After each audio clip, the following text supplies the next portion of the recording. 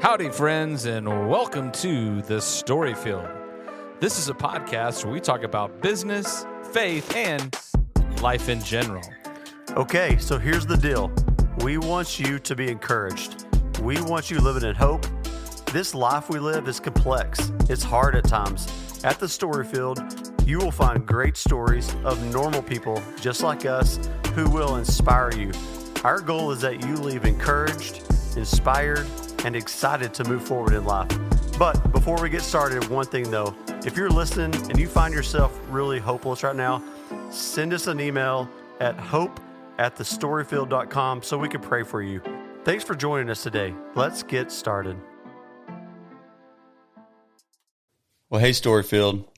I'm sitting in here in person with Marc Owings, one of my newest and coolest and most real followers of Jesus I've met. So, Marc, man, thanks for making time today. Man, glad to be here. I'm honored to hear, and I'm really fired up to hear your story. So, Marc, you may have one of the really most wild and unbridled and one of the most rough childhoods I've heard of, and really on a path to serious destruction. But now, years later, you know, you founded ElevateHim Ministries along with your wife, Leslie. You created the Fully Live events, which has impacted thousands of people in all walks. You've worked personally and alongside James and Betty Robinson at Life Outreach International, traveling the world, watching like the message of Jesus go through, China, Africa, South America, and you're the author of the original Sanctuary and the All in Life.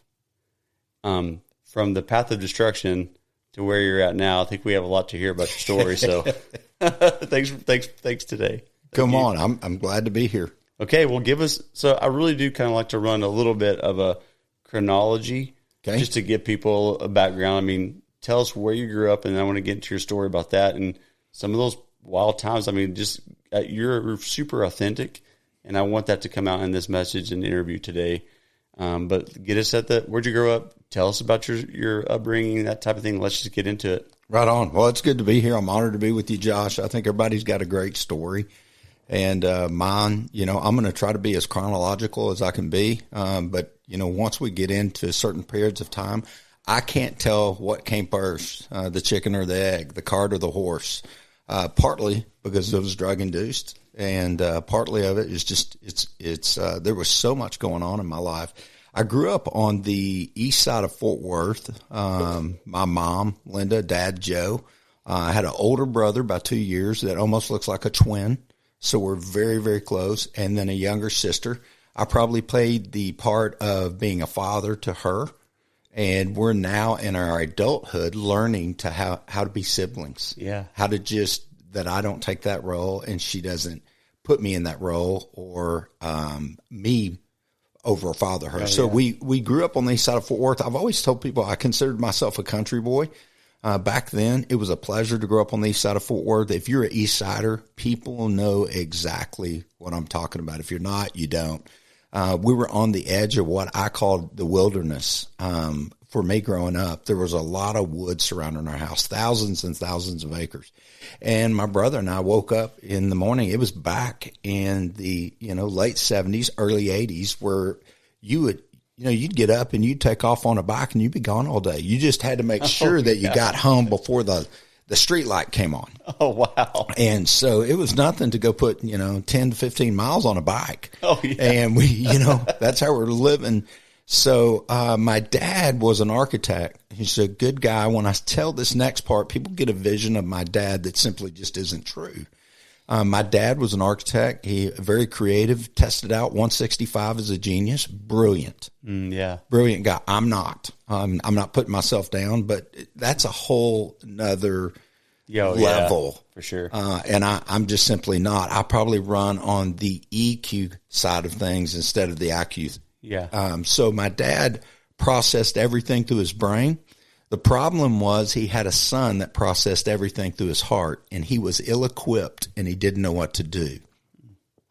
So in this process, Dad designed things, and where he landed, he didn't choose this. It just kind of fell to him, was designing nightclubs and strip joints. Okay. Baby dolls, La Bears, the Ship's Wheel, Captain's Den, things you I hope you don't know about, but you know about some of them. Oh, yeah. These are, topless places. Yeah. LeBairs was a men's club where men danced with no clothes on. And so it wasn't that Dad was bringing home, people I think picture my dad as in a white wife beater, double fisting beer. That was not my dad. Most of the time I saw my dad, he had a dress shirt and a jacket on. Most of the time I saw my dad, he was reading a book. Yeah. We would leave to go party. I'd come back and Dad had been reading an anatomy book that was 600 pages long, and he'd be finishing it off. So he was a novelty to my friends. They'd ask really trivia questions and Dad would know them. And they were just like, man, your dad is brilliant. Brilliant reader, brilliant man. Oh, very, very, very smart. But he also had a horrible temper. And it went from 0 to 10, especially with me. Mm. So my older brother had a different kind of relationship with my dad. My younger sister had a different relationship with my dad. They tell the story of me growing up that my dad was, we would have Saturday clean day and we would clean the house, and I was a little boy. And so one day my brother told the story. He said he's on the vacuum cleaner. And he said, Mark, I watched you were dusting, you were doing something, and you just stopped. And you looked at Dad, who was sitting down reading a paper. And at 5 years old, I began to ask a question. I wanted to know why. The whole house is buzzing with energy. Everyone's playing their part. But my dad is sitting on his butt reading a paper. Oh. So I simply asked the question. I said, hey, Dad, you told us that if we don't work, we're lazy. He said, right. I said, everybody plays a part. Right. I'm 5. And the next question is, well, then, Dad, why are you sitting down? Does that make you lazy? Oh, my, yeah. Well, I was immediately attacked, a 5-year-old attacked by an adult man, 100% shooken around, bounced off walls, back down on the ground. And here's what was communicated to me. Hey, this is a dictatorship. I'm at the top. You don't ask questions. Right there at 5, I think subconsciously I did this. You will never break me. Oh, wow. So anything you're going to throw at me, I'm not going to take. But how I was built is for compassion, tenderness, but you're going to see something start happening in me. And this is 54 years of realizing, listen, God hardwired, if you're listening today, God hardwired every one of you with a color and a rhythm and a uniqueness that only you could bring in life. But what happens to us or through us, whether we do it or whether our father does it or a coach does it or we decide to do some things, it changes the hardwiring. Mm. It changes the flavor, the color, the expression. And so right there's some things that start happening in my life that I decided that I was going to be the warrior of the family. My name's Mark, it means spiritual, mighty warrior. My middle name is Gregory, set on a watchtower. So I'm living out who God created me to be, but I'm living it out in an expression and to a level that I don't think God intended me to do. And people ask, man, how'd you get fixed from that? I don't know. I'll tell you when I'm 65. Yeah, I'm still unwinding that. So, and you just stop me and direct me in this process. No. So as I look back and start looking from a psychological level of watching this little boy, what makes me go to tears? So I want to go through back in time and just grab that little boy and go, wait, that's in him.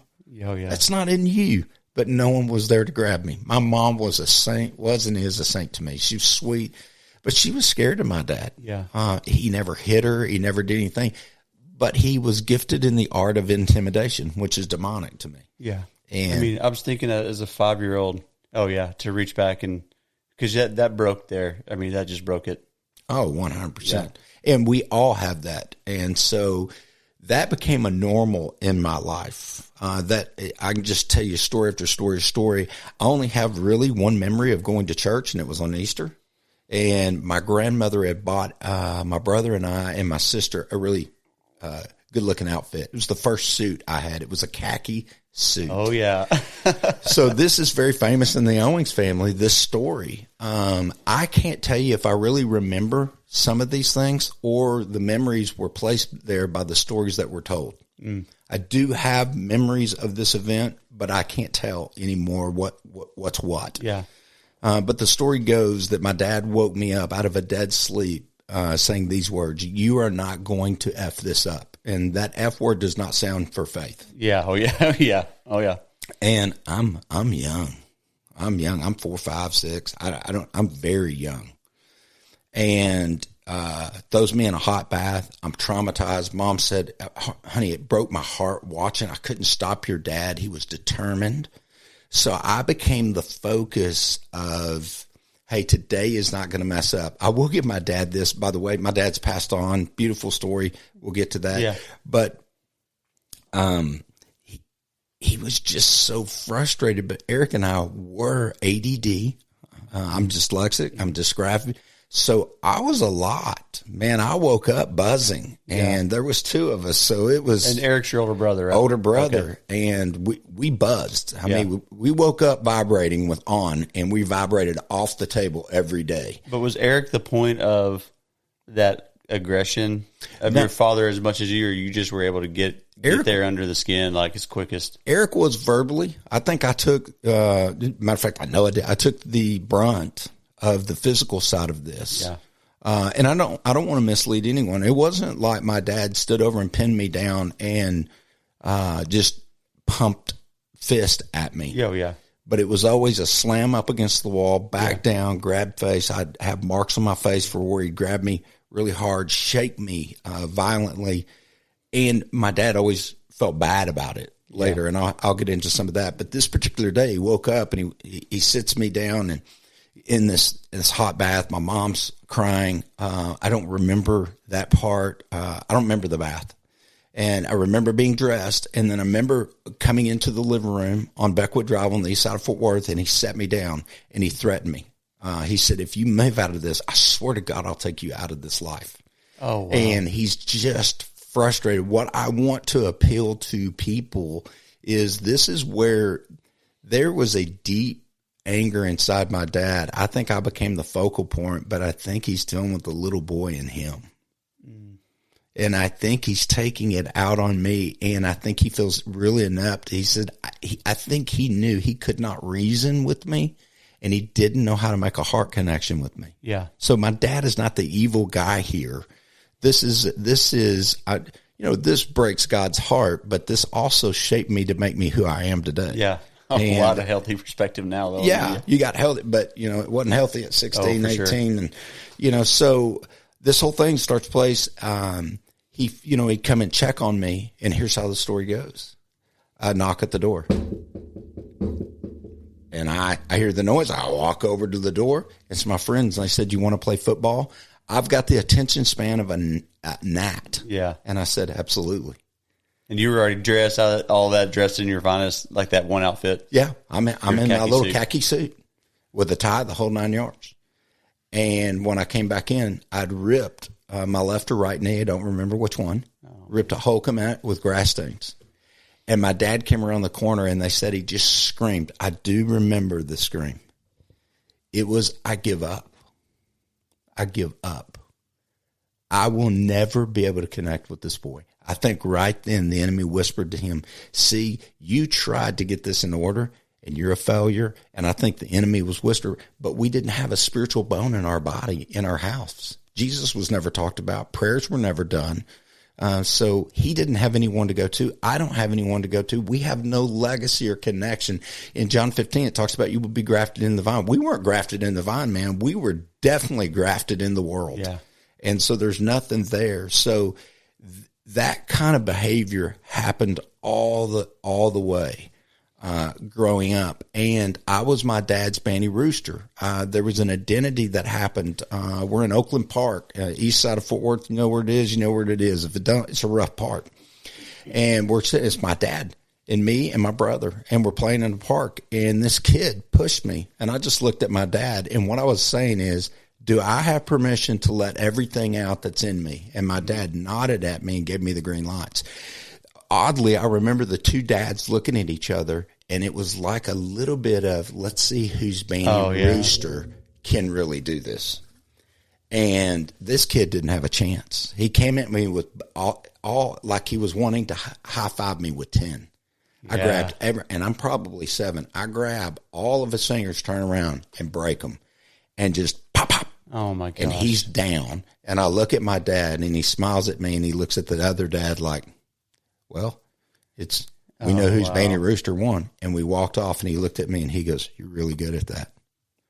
That was your first bit of affirmation too you ever got from him, really? So I honed that skill. I got whipped more in high school than I won. But anyone who went to high school with me would tell you, you fight him.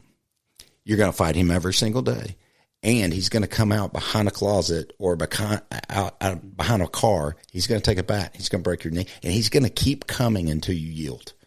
Every friend I had was the biggest and toughest guys in 5 high schools. I went and found every one of them at a park. And here we go. I was a bloody mess. So here's what they said. Here was the story waking up in my house. Where's Mark? He's not in his bed. And my brother would say, have you checked the bushes outside the door? Oh, and they would say far too many times, we would find you black and blue, bloody, unrecognizable, and passed out in the bushes. That's where my friends dropped me off. And my dad realized I can't control him. I can't stop him. And I was on a full tilt course. And I had made, the Bible talks about make a decision in your heart. Let your yes be yes. Well, let me tell you, on the other side of the world, that works too. And I had made a firm yes that this is who I am. I will not live past the age of 21. And that's okay. I'm going to take everything that life happens. So by the time of 12, virginity lost. I never remember, and I mean this, not 8, not 5, not 6, not 10. I never remember an innocent moment in my life sexually, ever. Oh, wow. I didn't even know what that was. And so at 12, I'm full blown. Once I found that, looking at my dad's Playboys, I was on the hunt. I was a bird dog on the scent, and I found my purpose in life. It was like the movie The Jerk. I found it, and I chased it. So I had 4 goals: get high, get drunk, get the girl, and get in a fight. And the fight was the exclamation mark. I could feel something because I felt so numb inside. I had incredible friends in high school around me that I don't know why they put up with me, but they're all tough guys, and they were tougher than me. And so, our sophomore year rolling into Martin High School, our 10 could take anyone in that high school. So we had the birds of a feather had gathered together.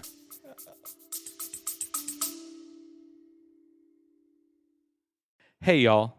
I just want to make an observation. When I see someone going through a legal situation, it seems like there are way too many unknowns. Well, the Allen firm provides legal guidance so that you can make a great decision, come to a resolution, and be at peace. For more information about the Allen firm, visit allenlawfirm.com. I don't even know where to ask or start. I mean, Me either. So were you just completely left alone? I mean, pretty much junior high all the way through high school, just, fighting girls, drugs. I mean, were alcohol and drugs and all that part of the problem too? Yeah, but it was the 80s. It seemed normal. Like, I look back now and I'm thinking, hey, I crawled home in 6th grade and I'm a bloody mess and I have to pound on the door because me and my friend Eddie Hurley took a bottle of my dad's JB whiskey, which I can't even look at that bottle today, and we drank the whole thing. So we're 11 or 12 years old. We crawl home. My dad picked me up because he thought someone had done it to me, and my dad is about to unleash all of hell on whoever did this to me until he picks me up to his mouth level and smells this alcohol, and he drops me like a sack of potatoes. I'm dragged in the house by my hair into a shower. He grabs the hose and just like 100, does the sergeant drill with me until I throw up. I look back and I'm like, man, the 80s really lacks some parenting skills. Let's say they just left you. Yeah. But I was surrounded. We had neighbors across the street that knew the Lord, and they were a little bit different. They knew it, weren't living it, but they had a level and a mindset. But yeah, I had a mom that was sweet. Honestly, I survived because my mom was so touchy and lovey. And you got to remember, look back, my heart was tender. I think anyone from high school would tell you and say that dude had a really good heart. Yeah. But once you put alcohol and drugs in me, the demons came out. Oh. So it's not the demons of really, I need to get exercise. There was so many gaping wounds and so much insecurity and so much deep rejection. I was pissed. Yeah. It was just coming out. I mean. Yeah, and it culminated at 16 years old. I know I've jumped around a little bit. At 16, when my parents got a divorce, I look back, clinically knowing what I know now, I look back and I go, that little boy at 16 had a mental and emotional implosion. And he never came out of that implosion. But because of that implosion, he made a decision in his life that the way to get through this life was through exploding. And he pushed everyone back. And if you locked eyes with him, the only thing that made that little boy stop in his track was kindness and love. Mm. And that little boy he's not knowing, but he's looking, someone see value in me. And there was a couple of people, I dropped out of high school at 16 or 17. I can't even really tell you real. I'd have to ask my mom. I leave home, I'm back home. I leave home, I'm back home. By that point, Dad's divorced. I remember at 16 or 17 looking at my mom and said, Mom, I'm so hooked on speed. I'm selling weed outside of my window like a Dairy Queen drive-by, So I'm selling weed. My mom's so sweet. She's not even picking up what I'm doing. I'm watching her date again. This anger is going through me. My dad is taking my brother to go live with him. Were you living with your mom? Living with my mom, with my sister. I'm out of control, the dad of the house, but I'm out of control. I might as well have been the drunk of the house and the rager of the house. I look back at my poor sister, and I'm just like, man, but again, Dad took my brother away. Yeah. And I can't tell you how close I was with my brother. And he was not a fighter when we were little. I fought all the fights, all his fights, and all my fights growing up just because he wanted to get along. And seventh grade, he changes all that, and he matches and maybe even goes past me in my skill. But up until that point, 16 is really the point I look back. There's some mile markers. Sixth grade, they moved us over to a new school. That's where I gave up on school. I made A's and B's in school and had made my way through the east side of Fort Worth doing really well. They took all my friends, took me out of my environment and put them in. I realized looking back, hey, you don't move me fast. People think I'm the riskiest guy in the world. Listen, I put roots down and I invest a lot in people, and I have major expectations of this exchange of loyalty. Mm-hmm. Now, some of that is very unhealthy. Yeah. And I'm just now starting at 54 to look and go, oh gosh. Yeah. You were committed to some ideas that aren't in the Bible. So yeah, alcohol, drugs, So 16, big big implosion, but then fast forward to Marc, because it was like 18 or 19. Yep. 19 you or really 20. had a life encountering, meeting with Jesus. Was that about the time? Can you phase into that, or did I jump too far? No, it's good. All through high school, there was a girl named Stephanie Parks who told me about the Lord. Oh, really? So, yeah. And she was sweet. That voice was there. A voice, but I dropped out of high school. So now I'm out, and now I'm a bum. I'm bouncing around to 30 different families. I roll in. My best friend is a guy named Billy. And there was something that happened that cut that relationship, and I created it. Billy didn't do anything. I did it. But that was the last straw. And I wrote down on a piece of paper, I remember 2 things that I wrote out of 3. I wrote down, if there's a God, I'd like to meet him, and I think I need to go to the Marine Corps. Well, I go to take my ASVAB test, and a guy looked at my paper, and I got in a full-blown fist fight and got escorted home.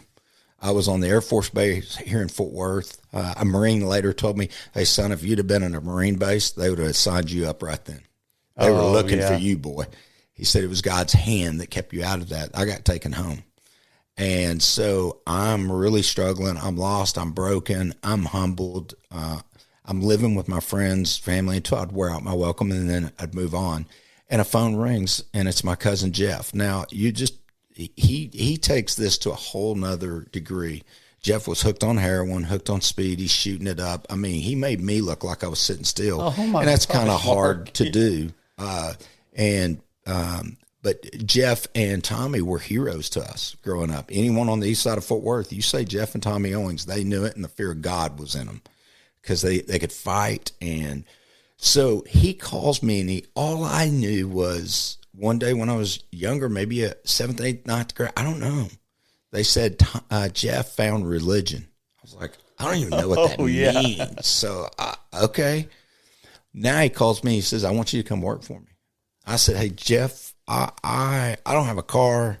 I do dope a little bit, and I don't know if I'm going to be a very good employee. I know I won't steal from you, but I don't know how much I'm going to show up. Oh, yeah, you're already telling reasons like I'm going to be terrible. Like, don't. Yeah, and he says, hey, just show up when you can. I'm going to pay you, and I own a car lot, and I'm going to get you a car. You know, the first vehicle I got, I lived with a girl that was 26. She bought me a motorcycle, and I'm in high school. So I had a Ninja motorcycle running around in all of this, a death trap bullet, and I don't get killed. And so he's offering this, and I'm thinking, wow. And I felt so loved. I hung up. And so I show up, and I'm wanting to do good because I really respected him. He was a hero growing up. And the first day in the office, he's down on his knees praying, and I literally was like, what the HELL is going on? What is, like, hey, what? And as I watched him, Jeff was really smart. My dad was a genius, so I grew up reading poetry, psychology books. My dad forced me to read. I hated it, but I was a prolific reader. I just didn't know it yet. So at 19, almost 20, I opened my desk drawer, and there's a pamphlet of the book of Isaiah and a pamphlet of the book of John. He didn't put a Bible in there. He put pamphlets. And he'd lead, and I would read. And every day it was the same thing. I watched him pray. I watched people push him. I'm thinking, okay, here it comes. He's about to drop you like a bad habit. He'd put his head down, take a deep breath, and Jeff was still working his stuff out. I definitely saw him lose his temper, but I watched this battle going on that was very interesting to me. I'm like, let him have it. Yeah. Let's go. Let's throw. And something was helping him with self-control, and I couldn't figure that out. So every Wednesday, he'd let me off of work, and he'd tell me the same thing. Hey, we're letting you off of work. I don't care if you ever come by, but I'd love you to come by my church. Anytime you want to come, we're going to get off early. I'll give you early. I was like, okay. So one day I've got a 6-pack in me, and I happened to be rolling by that church. Oh, Mark. And here's what I thought in my mind. I got a good little buzz going on. I'm not drunk. Well, I'm legally drunk, but I'm, not in my opinion. We don't have a 12 in me yet, and I'm going to the caves. And I roll into this church with manipulation on my mind. I'm going to stop by. I'm going to get brownie points for this, and this is going to go good. And I roll in, and I start listening to this guy preach, and about 15 or 20 minutes into this message, this was Assembly of God, so they'd go for an hour and a half. And about 15 or 20 minutes into his message, I prayed, and I didn't know I was praying. And I said, man, I need to get out of here. I don't know what happened to me. My buzz is gone. What happened? How does a buzz go away that fast? And this internal clock's just spinning. Like, I'm asking questions like, I don't know how to get out of here. And I'm in the middle of an aisle. And the guy preaching stops and says, I've never done this before in my life. I feel like there's someone here, maybe a group of people. You just need a break for a minute. Can we get up and just introduce ourselves to everyone? Dude, it was like a calf coming out of a gate. That pew opened up, and I was like, bam. I went and picked up another 12-pack, down that, and sat there and contemplated, how does a buzz leave someone that fast? What happened? No one touched me. I didn't do anything. What was that? That was a kind of cool guy. So now there's this interest. I've had an encounter with the power of God, but I don't know what it is yet. And so it all culminates down to and my cousin wasn't even there to watch me get saved. Oh, no, I feel sad for Jeff. Yeah. I'm thinking, man, wish he could have seen that. No, his wife was having a neck surgery from a car accident. And so I roll up Sunday, and I made a decision on Saturday that I was not going to go out to the lake with my guys, my boys. And they rolled up to a guy named Jimmy's house who I was living with. Again, I just bounced around. And they said, come on, get in. And there's a guy named JD. And I said, if I go with you, I won't get up and go to church tomorrow. I'm telling you, I might as well said I was going to kill everyone's family at night. Oh, my goodness. That's how they looked at me. They turned around and said, what did you just say? You? I said, well, I'm going to go to church tomorrow. I want to find out if God's real. And literally, they didn't know what to say. And they were just like, okay, good. More for me and you. And so they all pile in. They leave. I borrow some clothes from my brother. I iron them. And I didn't drink anything. I didn't do any dope. I didn't do anything. And so I woke up in the morning, and on the way there, I said, okay, I'm going to give you a chance. The arrogance of this 19, 20-year-old boy, I'm going to give you a chance. And Sunday, nothing happened. And so, Same church you went to? Yep, I came. It was uneventful for me. Yeah. But I'm sure it was a great church service. I don't know. It wasn't eventful for me. I was looking for white lights and an explosion. Yeah. But I said, they said, hey, come back. We have a guest speaker tonight that's not from our church. He's an evangelist. Come back. And I told the Lord, I'm going to give you one more chance, and then I'll never have anything to do with you.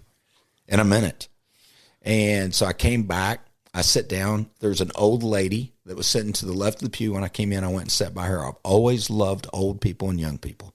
Little kids. And so I went and sat down, and she just patted me the whole time, kept her hand on my knee. Sweet, just so sweet.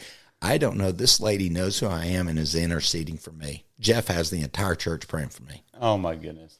But the guy coming in, whose name was Laverne Tripp, rolls in. He doesn't know me, and he is the guy that we used to play quarters and make fun of. His hair is kind of, evangelist-looking hair back then. He's got a couple of rings on. I thought, oh, dear God. Oh, my God, I'm going to get drunk tonight after this. And so he starts preaching, and I don't know where this was in the sermon, but it is such etched in the halls of my heart that this man made this comment. He said, I used to go to bars. I grew up in a preacher's house. He said, my dad fought the devil for me. And I thought, okay, I'd like to see his dad. Is he big? Yeah. And he begins to explain has dad fought the devil. And it was through prayer. Oh, my. Yeah. And it was through declaring. And he said, my dad was on a tractor. He said, the devil spoke to him and said, I'm going to kill your son. He's out in all these bars playing music. I've got him, and I'm going to kill him. And he stopped the tractor and turned it off. He said, you will not kill my boy. At this age, I said this over him. At this age, I prayed over him. His entire life, I've watered and planted the word in God, and I'm calling it forth. And I remember something starts moving around me, the atmosphere. I don't know what it is, but I can't explain it. And he stopped right after that, and he said, man, I've never done this, but the Lord just spoke to me. And there's a young man, this is an altar call for one, and you're going to know who you are. I don't know his exact words. I've got them. When I wrote the original Sanctuary, I tried to get as close as I can, but it was something that, man, you've been rode hard and put up with. You've been on drugs and alcohol. But the one thing you'll know for sure, this is what became a family joke, and still to this day. My dad loved me, but he didn't like me. Yeah. And I knew it, he knew it, and our entire family knew it. You ask anyone in my family, they'd say it was true. Yeah. And this man says from the platform, your dad loved you, but he didn't like you. God not only loves you, he likes you. And if you'll come sit at the king's table, that seat will never be taken away from you. Father God loves you. Buddy, I don't remember making a decision. I know I did to stand up, but I stood up. I think the inside of me, all this pain stood up and went, oh my gosh, I can download this dump truck somewhere. I went forward. I was in a Assembly of God church. It was like a Van Halen concert hit this church. I can hear them and, they're praying and they're doing all their stuff. And I'm like, oh my God, these people are lit. And I go down forward. They pray over me. I do not see white lights. I don't fall down on the ground and shake like bacon. Nothing happens to me on the outside. But I remember after the prayer, I said this, I think out loud, something just moved on the inside of me.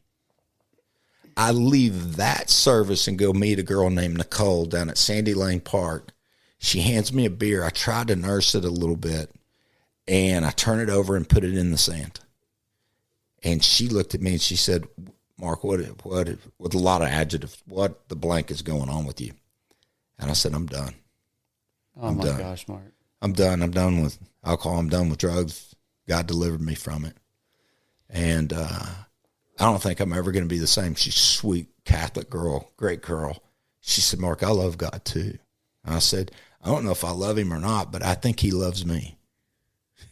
Oh, wow. I think he loves me. And I think he wants to be my father. And so the journey begins as I go home of realizing, oh my God, I have just experienced a spiritual shower. And now for the first time, I could tell someone, I feel pure in the corner of the hall of my heart. Not the whole thing, but there's a corner of my heart that got washed today that has never been washed before. And I'm 54 now. I look back and I go, wow. And the journey began. I was forgiven that day, but freedom I'd have to fight for. Forgiveness comes pretty easy, and that's God's part. He forgives us. But freedom, we're going to have to partner with his truth. You shall know the truth, and the truth shall set you free. So from there on to here, it's been a part of partnering with the truth, or to be honest with you, I have more failures, that go along with this process. But you were walking in at that point. Now you're walking in you're walking in forgiveness. 100%. And that was you were able to fight differently because of that.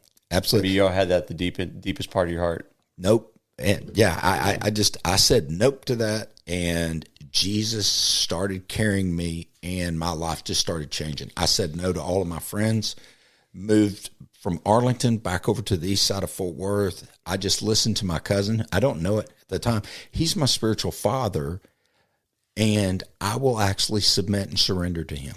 Well, anytime you submit and surrender, you will grow. You will grow. A lot of people listening to this is like, man, I want to grow. I'm kind of stuck right now. Hey, you're stuck because you won't surrender to anyone.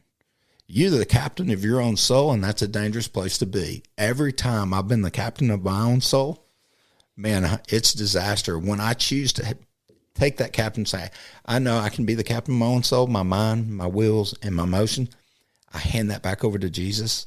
Life, an abundant life, starts happening. Wow. So what next? Like, how in the world did the Lord get you into a ministry? I mean, this like, how does that happen? I mean, it's just by the grace of God. It's beautiful. I mean, I got chills when you were just telling about that guy calling you out to in the altar call for one, and the fact that you were bold enough through the Lord to get up. I mean, that's like worst nightmare if you're at church. You get called out for one word. Like, and I bet there was 1,500 people, but honestly, yeah.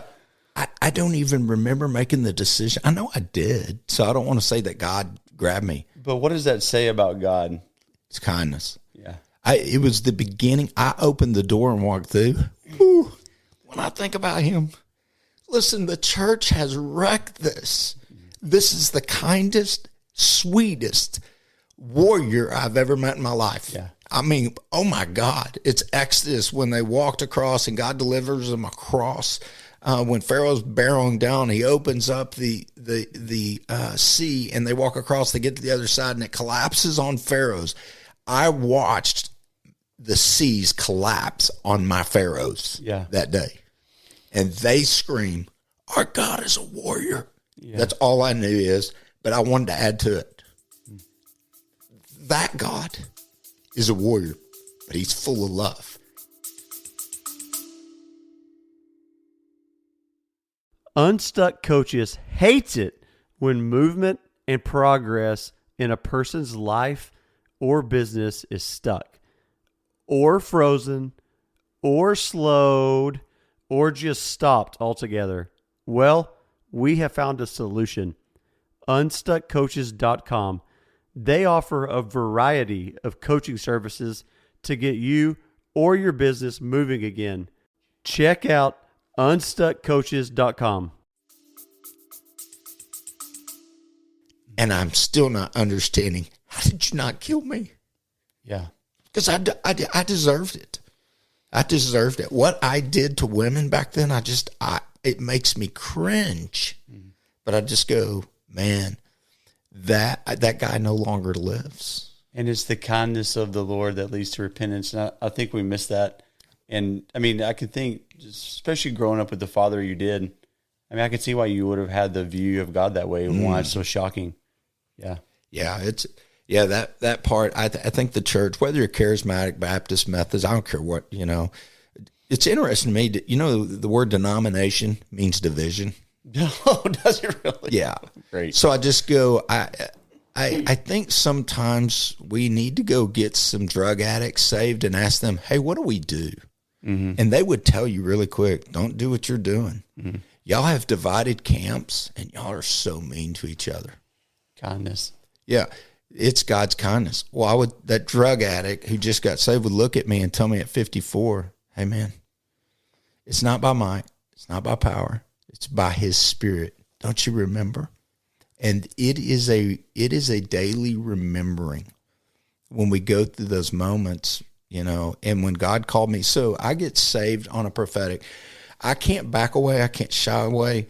People go, man, do you believe in prophecy? Do you believe in prophet? Yeah, I am one. Yeah. God called me to be a prophet of hope. And, hey, I know that's hard to swallow. And some, go to Reformed Baptists, they don't know what to do with me. Yeah.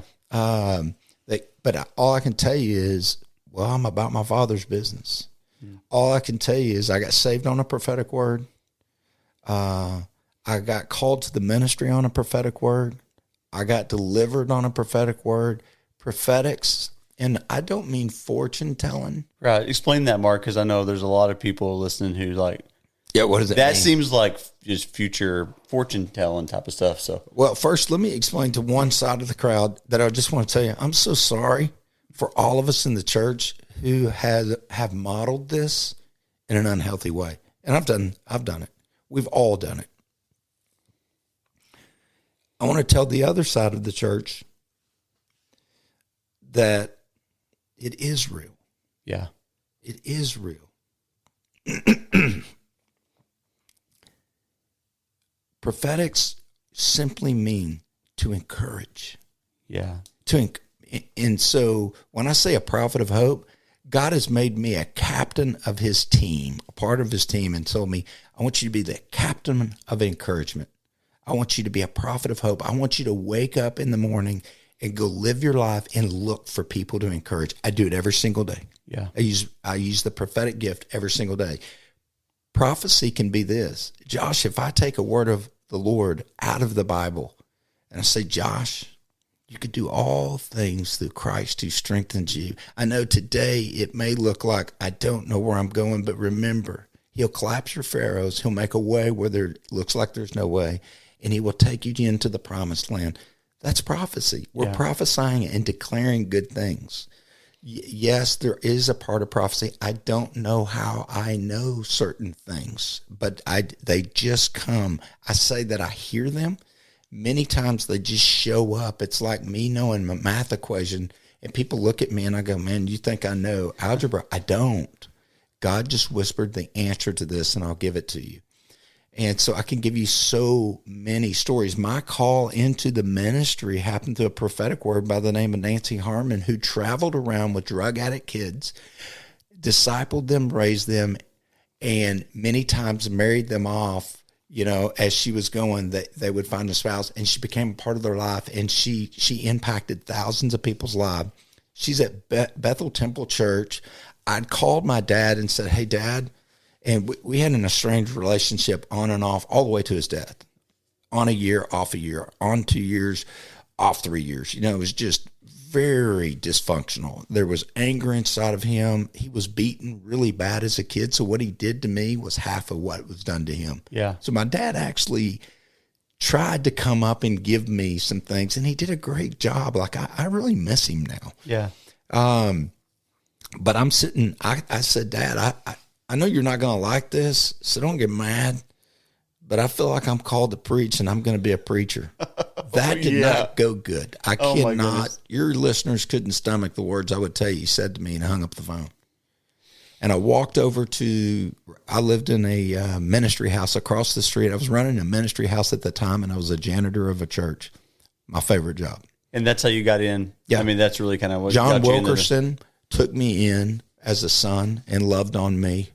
John's gone on to be with the Lord, but just loved me. It was the Lord who did it. The Lord put such a favor in John for me.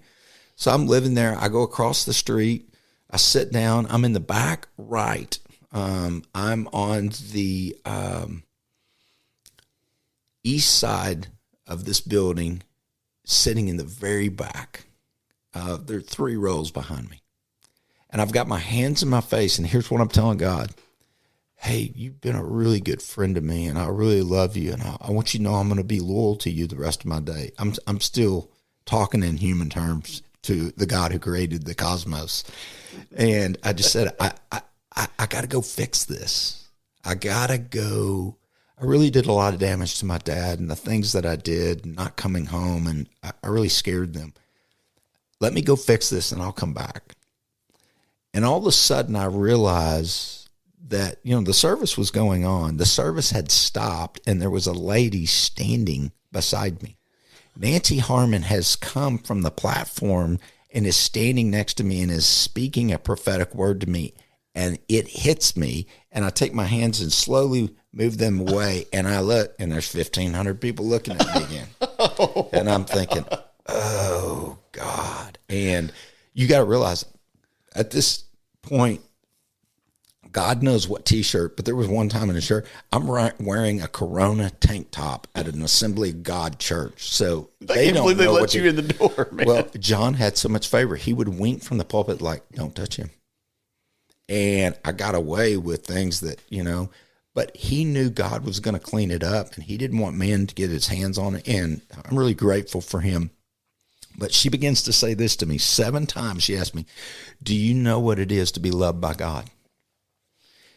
Then she asked me, do you know what it is to be called a son of God? 7 times. And you go, how do you know that? Because I had the tape. So my wife lost it in her college years. Really? Yeah. And then she looked at me and said this. What is your name, son? I said, Mark. Yes, the Lord has called you to be a preacher in the wee hours of the night.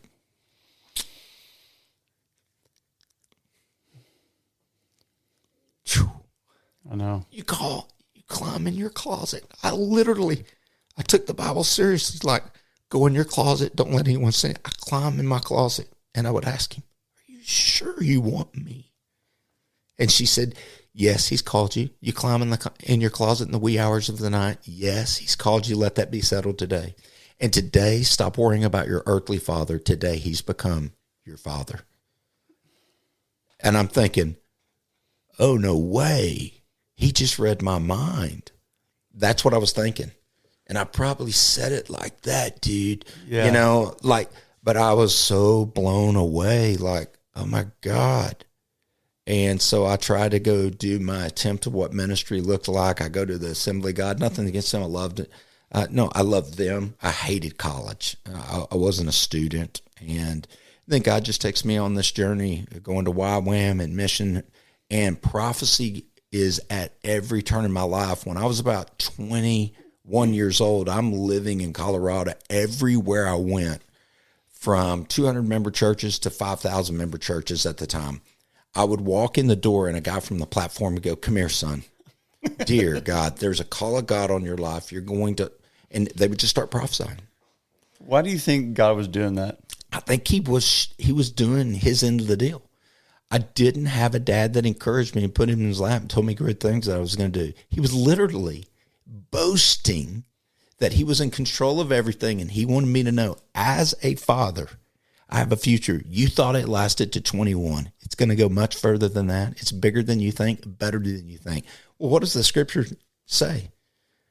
More than we can think, hope, or imagine. He was fulfilling the word over Mark Owings, who did not qualify. And trust me, Josh, it's a cool story. I look back, I did not qualify. Yeah. Because up in this point, you need to know as a reader, I dropped off drugs and alcohol because he delivered to me. He left the women issue in my life, and I'm having a problem, and I'm not doing good. There's no nice, neat bow on that. And you were still getting those words? Still getting the words, and it would blow my mind. I'm thinking, I am burning with lust. Remember, I had no innocent time in my life, and all I would hear him say to me when I'd say, I can't stop, he would tell me, I love you. I would literally hear him, not audibly, but inside of me tell you, I love you. I would scream, I would yell. If someone followed me then or now, you'd go, wow, he's got a really unique I've punted Bibles out of my back door and just said, you picked the wrong guy. Only to have a guy show up, one of my worst times, knock on my door and said, the Lord gave me a word for you today. You're going through the worst time of your life, and the Lord told me to show up today. And he said, he just wanted me to tell you this. Oh, Jacob, my little worm, I have not left you. That was the guy's word. By the way, that was an executive for the Exxon executive, a high-ranking Exxon, who had only seen me a couple times in church. God woke him up, and he said, it scared me to death. I did not sleep all last night. The Lord said, if you do not go, you will not live. He said, that's how serious. I said, oh, he'd have let you live. He's too kind to kill you. But he came to my door. So I have hundreds of those stories. So when people say prophecy is demonic, I go, well, I guess I am.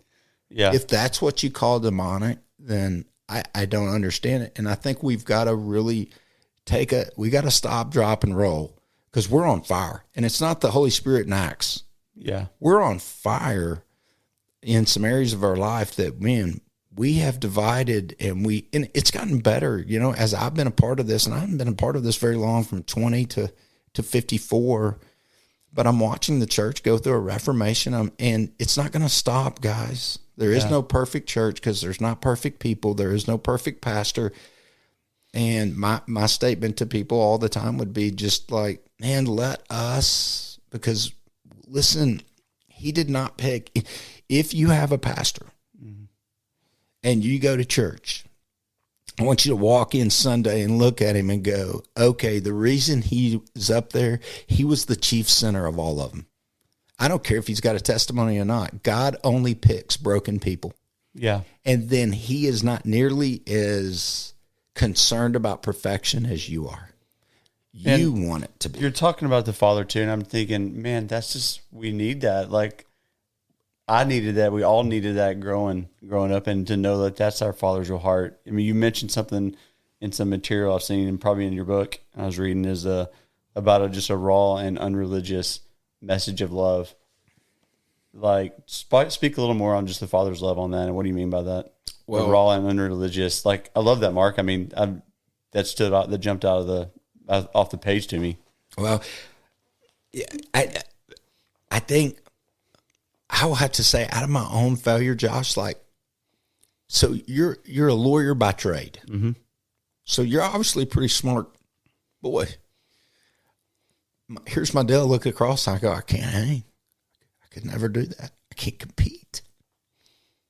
Now, even if I wanted to, really diligently. Now, if God called me, he'd get me through it. Mm-hmm. But I'm just talking about I couldn't compete. I couldn't play. I was broken. I was handicapped. I don't know what your word is, but God just kept telling me, Mark, I love you. And I came to adopt this. He's into real, raw, and unreligious people. Yeah. But sometimes we don't know what to do with real. We don't know what to do with authentic people. So my message is to you this. Listen, it's one thing. You've got to move from transparency to vulnerability, and it's a big step. This is an Evel Knievel jump across a canyon, man. Transparency. I know a lot of pastors that'll get up on a pulpit, and without a crowd coming to him, share a portion of their story, whether that's porn or a weakness or an affair or whatever. God forbid that they share that they've gone through an affair, because we just shoot them. We're the only army on the face of the planet that shoots its wounded. Yeah. Period. No, didn't start when the church. It has been across the board and continues. Yeah. And God, that is not his DNA. Yeah. And so you go, Mark, have you been shot? Yeah, but I need to say this to you. I've also done some shooting too. Yeah. I think a lot of people talk about church wounds, and people are listening. Maybe you have a church wound. I want you to know that you are probably a part of someone who wounded someone else. But we never want to talk about a church wound from that perspective. It always is about me, me, me. Mm-hmm. And so when I say God wants you to be real and authentic, and as you come, when you choose to come as you are, God meets you there, and he begins to do the heavy lifting. For God's sake, don't try. Give up and rest and lean back in the arms of the Father. His part is truth. Your part is trust. This is not a hard thing. But when we get, now I'll say it again and rewind it. God's part is truth. Our part is trust. But let me tell you something. When you can't see this thing, you go, Mark, does God love you? Oh, my God. Yeah, I'm his favorite. I don't really mean that, but everyone who's loved by God should literally say, I'm his favorite. Well, that's what John says in the book of John. He's like, he wrote the book, I'm the beloved. Yeah. He's not saying I'm the favorite. He's like, I'm the favorite, though, but not. Yeah. But John has taken on a part of an identity that God spoke to him, and John is sharing it with the rest of the church. Every one of us should say that. Yeah. And not be offended when Josh says, I'm his favorite. I don't say, no, you're not. I'm his favorite. No, I just do this. I celebrate with you, brother. I am too. Well, the thing that the Lord has been inviting me into recently is really that control piece of I'm inviting you in to let me control the situations without your involvement, as an act of trust. So I just think I hear you speak about, just knowing the kindness of the Lord, period. And then him inviting us to trust, because we just don't grow up with it's you better get it done yourself. You better protect yourself. You better promote yourself. You're on your own. You better fight it out. That's it. But this is the Lord who fights our battles. So it's almost like somebody would say, listeners are it's too good to be true, Mark. What do you mean? He'll fight my battles. He loves me regardless of all this junk I've been through. He wants to just come and he be the truth. I just trust him. He'll take care of me. He's my dad. 100%. Now I will tell you, his way, his time. And one of the hardest parts, still at 54, after all of what he's done. I'm married to a good girl. I did not deserve that. Virgin. I go, what father goes and works and gives that many cows away and convinces another father to give his daughter to a whoremonger? Yeah. He did. He did it for me. And she was in love. I don't think I was who she thought was coming. But when she looked at me, she knew. So yeah, I can see the goodness of God. But at 54 today, I'm still facing some things too, Josh. I want to get real with you. And I love that. You're and you go, man, I wish I could hear more of what Josh is having to trust with right now. Well, instead of being curious about Josh's story or curious about mine, where are you needing to trust God right now? That's right. And we've all got it. But we've got to remember, do you know the word remember is laced and traced through all the way from Genesis, all the way through Revelation. It's in every book, man. And it may come in the form of don't forget, remember. It may come in one of those forms. We have a hard time because we see in the natural world how people are, how our fathers, we have lenses on. And until we put the lens of love, we can't see them. I'm still having a hard time. When I face my next new challenge. Mm-hmm. I have a hard time God, can I trust you in this? It's okay, now time out, brother. Remember, da-da-da-da-da. But God is slow to anger. And when I say slow, I hadn't seen him get mad yet. Yeah. So I go, he's really slow. God is on the short bus when it comes to anger. Yeah. Human beings, me included, I may be the captain of that. He's a good father. But there's a couple of things that we got to do in this process. I think, Josh, if I could leave anyone with this, I would just say, hey, let me tell you a couple of truths. It never happens when you think it's going to happen. It never happens in the way that you hoped it would, or rarely, but it happens. It happens. It's not time healing all things. Don't make time a God.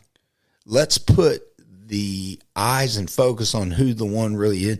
Healing. God uses time so that we'll give up. So I would tell you, here's what I would love any listener to hear. It comes down to hearing the voice of the Lord. You got to receive it. You got to believe it. And then you got to obey it. And this is recent. I was meeting with a young man who was kind of on drugs. Not kind of, he was full blown on drugs. And I'm loving him. I'm showing him about his house and I'm going through this. And I said, hey, buddy, do you believe with everything in your heart God loves you? He said, yeah, I believe that. I said, well, do you obey him? And he just looked at me and I said, let me tell you something. The demons believe him. The sons and daughters of God obey him. And there's the difference. So you're going through something right now? Okay, go read Moses. You're in a desert right now. You're facing this. That can be, it doesn't have to be this big spiritual. It's a shift from, hey, I was trained to do this job, and now I'm just resting in the Lord and waiting on his presence. And I don't know what's next. And I'm married, and I got kids. What do I do? Have I lost my mind? Have I bought into this culture that doesn't work? No, I feel like I sense that God wants me to trust him through this. Okay. Well, God is taking you to a promise road. Well, in this promise road, he is doing surgery on you and carving away the things of this world. You're going through a fire. And hey, unlike Shadrach, Meshach, and Abednego, just like them, as a matter of fact, the ropes are going to burn, not you, but the ropes did burn.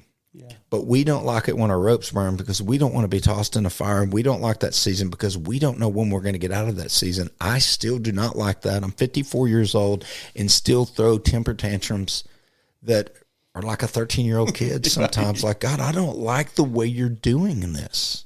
I thought you would fix me. So I don't, I'm not strung out on alcohol. I'm not strung out on drugs. I've never had an affair on my wife. By the way, first person ever in the Owings family. First person. Wow. Yeah. Praise so God. I want to make real clear. That's not because I didn't want to. I did for years and years until I got delivered. Yeah. Yep. So God gets the glory for that. He is the hero in my story, not Marc Owings. All of those major things that I wanted, that I told God, if you'll fix these, I'll never ask for another thing. Oh, God, did I lie? I lied because I want him. Today, I said, Lord, I don't know how you would do this, but I want to be sweet and I want to be a warrior, and they don't make sense to me. And Lord, I see some things that are weaknesses in me that I don't know how you're going to fix. But Josh, I have to remember today what he did in these years when I met him at 19 or 20. I don't know how old I was for sure. He is still good. Oh, thank you for that testimony. Yeah, I have a friend. We've actually had it on the show before. He talked about a theology of remembrance. So thanks for mentioning that too.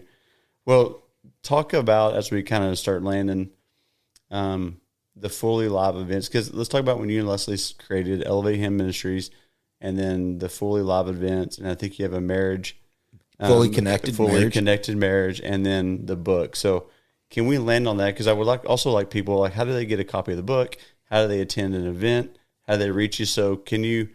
And I hate that we weren't able to spend more time on this section because I think there's so much more. But tell us about, creating the ministry, and then touch on James Robson. You worked with him for how long? 15 years. 15 years. And now for people who may not know him, intro him a little bit and then get into your ministry and then the events. James Robinson was the next in line after Billy Graham. I mean, he was Baptist, so he got saved. So James was born from a rape. His mom was raped. That's how he was conceived. His mom wanted to abort him, and a doctor said no. She thought she was having a girl and named him Joy. And he said, I cannot kill this child. This child's going to bring joy to the world. Oh. Except joy is not joy, it's James. And James is going to bring joy. And let me tell you, when James first hit the road, he was not joy. He was a man on fire and looked like John the Baptist. And he wasn't winning friends and influencing people, but thousands of people were coming to Christ because of the testimony of a boy that was given away in a newspaper, and mom and pop hell responded to it and went and got that little boy. But at the age of 5, his psychotic mother, he's not going to call it, but I think she was bipolar or schizophrenic, comes, drags him out of the bed underneath the house and takes him on the road, and she is out of her mind, mental disorder. James never has said that in his life, but I look back and I go, that's exactly what it was. Traumatized little boy. Next in line to take over the ministry of Billy Graham, meaning everyone in the Baptist knew that when Billy dies, this is it. This is it. And he is preaching crusades of 300,000 people. He's on the road 300 days out of the year, which is stupid. Yeah. That's a great way how to not be a father. And when I asked James one time, he said, listen, Mark, when I was doing that, I gave up. I was a famous preacher and thousands were coming to the Lord, but I was not a good father. Yeah. Good fathers don't do that. I was like, dang, this dude is so honest and transparent. I liked him the first time I met him. Yeah. We were two birds of a feather. There's a strength, there's a wisdom. And James gets delivered by a carpet cleaner who has an 8th grade education. James has a lust problem. He can't get away. The guy prays for him. He gets delivered. It's gone. And he begins to start telling the Baptist community, I was delivered. Well, they didn't like that. Yeah, those words. Yep. Yeah, they seem to. So they start trying to destroy him. And you know what this guy does? He starts sending them gifts. And when they would go through hard times, he would financially support them. Many, many people don't know that about him. You want to fight with James Robinson? You want to become his enemy? What he'll end up doing, he'll end up sending you checks and blessing you. He ended up praying for you. He told me one time, I said, I do not like that guy. And if I could get my hands on him, James, I'd whip him for you. And he told me this. He said, son, it really makes me feel love. I love you. Love you for saying that. But son, sometimes you'll hear the truth from your enemy where your friends would never tell it to you. Oh, wow. Yeah. Who says that? I don't know. So, yes, he messed me up for 15 years in a good way and laid his hands on me and was the one who told me when I asked, James, are you free? He said, absolutely. And I told him, I have thoughts about your wife and your daughters, and I should not be in the ministry. He literally reached across, put his hands on my face, and he said, Mark, I too felt that vice grip in my head. Son, I'm going to pray for God to do what he does. I don't know who your carpet cleaner will be, but I pray that he'll set you free. So I worked for James for 15 years. I think God wanted me to sit under someone that I could model. James has never been a conformist. Yeah. And I got to watch that. And, you know, he's now in his late 70s, and he's really sweet. But he's still changing today. So he became a part of that. I launched out because God told me, Exodus chapter 3, I was reading it, and he said, Mark, it's time to go. Go and tell Pharaoh to let my people go. I went and told James. He said, no, you're not leaving, son. He gave me more money and more responsibility. I was like, James. But let me tell you, listen to me. I did not leave. I was not leaving without a blessing. I had done that my entire life. So I waited 8 months, took my wife back, and we went to their house. We ate sandwiches and sat down. I said, James, can I just read you in my journal? And I read it to him. He said, son, I'm really concerned. You tell me that you heard the Lord say elevate to you, promote, encourage, and connect. That's not a vision, son. That's not a vision. He's very strong. He said, but I'm going to do for you what Billy Graham did for me. I'm going to pay you indefinitely. He still supports me today. People never know that.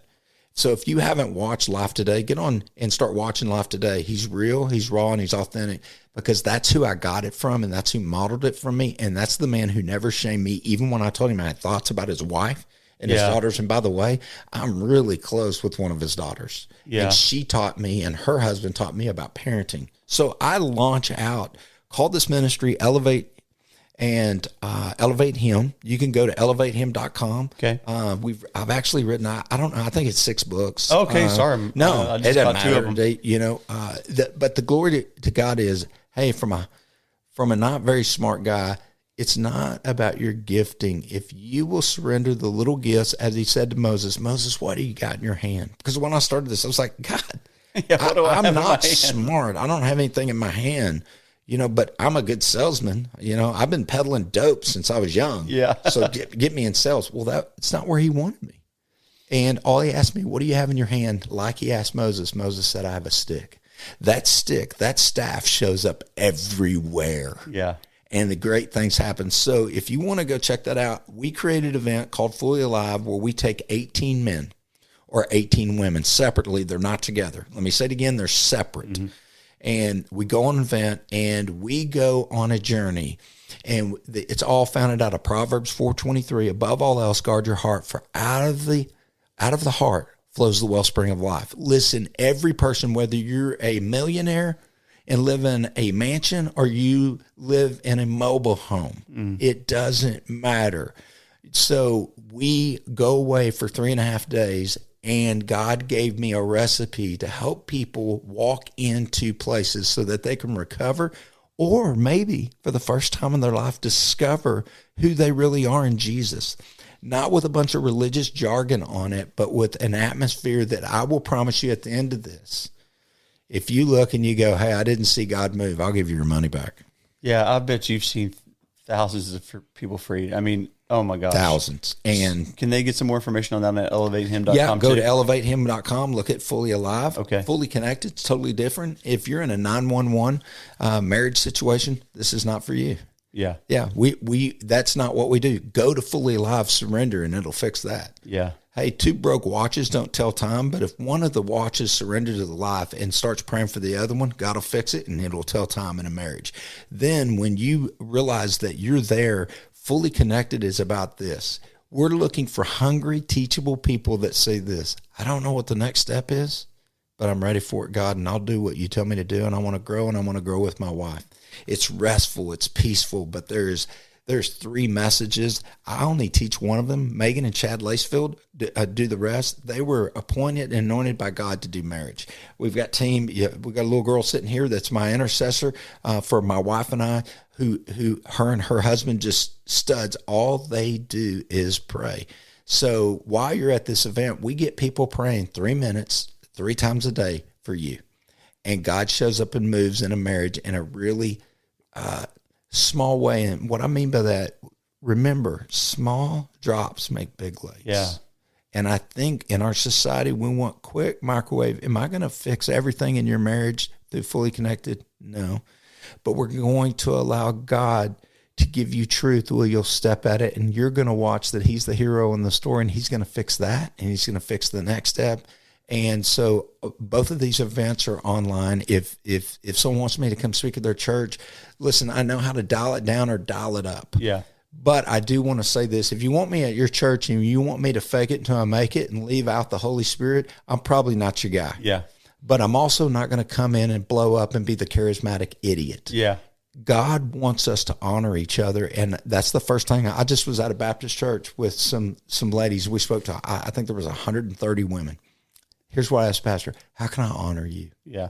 And he told me, Mark, here's where we are. Here's what we believe. And I said, I will stay in those borders and boundaries. Yeah. And that's not me leaving out the Holy Spirit.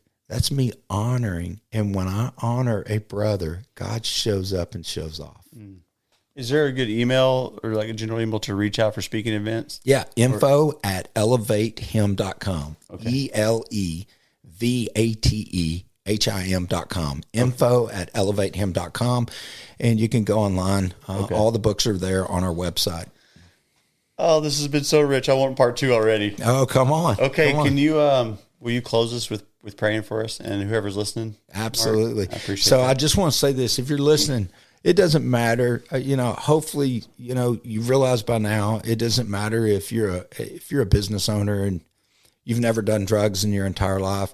No, you've never done speed. You've never done ecstasy, but I promise you've done a drug. And maybe your drug is busyness. Maybe your drug is control. Maybe your drug is expectation. Maybe you're a housewife sitting at home today and you've just been a good mama, but your drug is the enemy has continued to shoot you up with value issues and tell you that you're lazy, you're not doing anything. I don't know what your drug of choice is, but I think we've all been drug addicts on the lies and whispers of the enemy.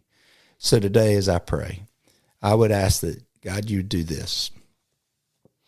my Father, who really lives in heaven, who Jesus really sits at your right hand, and the Holy Spirit really was released to come in and seal our hearts. I come to you today, not begging, not pleading. I come running boldly into the thrones of grace. God, would you do what you have always done, far beyond Mark was ever spoken in this world? You were being you.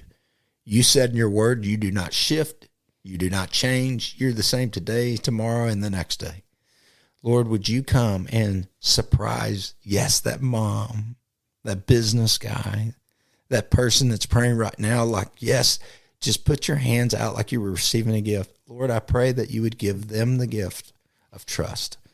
Lord, you're going to bring the truth. Would you bring other people, and would you let them be willing to just share with another person, here's where I am, and here's where I'd like to go. Would you just start praying with me? And if you don't have anyone, I'm praying over you. God sees you. He sees all things. So, Lord, I pray that you bless these people. I pray blessings over Josh and his journey and where you're taking him. I thank you for his obedience to do a podcast. And it probably wasn't on his mind when he was studying to be an attorney. It probably wasn't on his mom and dad's mind. This probably wasn't where they wanted to be, but this is where you wanted to be, and there's fruit. Blow on this fruit in Jesus' name. Amen. Thank you, Mark. Loved it. Thank you for joining us on this latest edition to the Storyfield podcast. We hope that you have been challenged, inspired, and ready to take that next step, whatever that is. If you know someone with an amazing story that needs to be heard, send us an email at info@thestoryfield.com. Have a fantastic day, and we can't wait for you to join us on the next episode of The Storyfield.